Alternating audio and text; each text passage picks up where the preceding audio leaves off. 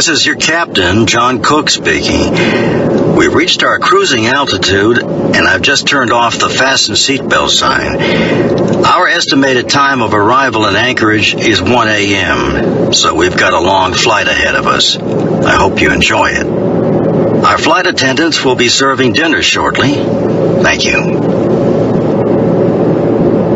It was Christmas Eve, 1959. A lot of the passengers on the nearly full plane were traveling home to spend the holidays with their families. It was a smooth and quiet flight. The flight attendants had just finished picking up the trays and were in the galley putting things away when the first buzzers sounded. One of the flight attendants went down the aisle to check. When she came back, she looked surprised.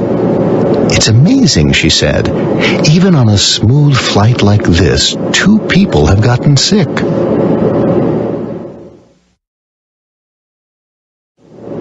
"20 minutes later, nearly half the passengers were sick, violently sick.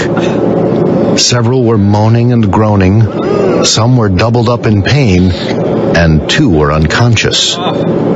Fortunately, there was a doctor on board, and he was helping the flight attendants.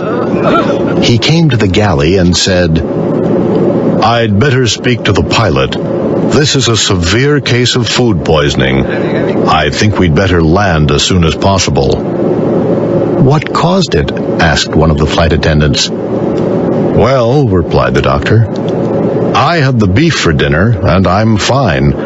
The passengers who chose the fish are sick." The flight attendant led him to the cockpit. The door was jammed. Together they pushed it open. The captain was lying unconscious behind the door. The co-pilot was slumped across the controls, and the engineer was trying to revive him. The doctor quickly examined the 2 men. "Can you land the plane?" the doctor asked the engineer. "Me? No, I'm not a pilot. We've got to revive them," he replied. "The plane's on automatic pilot.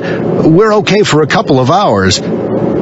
"They could be out for a long time," said the doctor. "I'd better contact ground control," said the engineer. "Maybe you should make an announcement and try to find out if there's a pilot on board," the doctor suggested. "We can't do that," the flight attendant said. "It'll cause a general panic."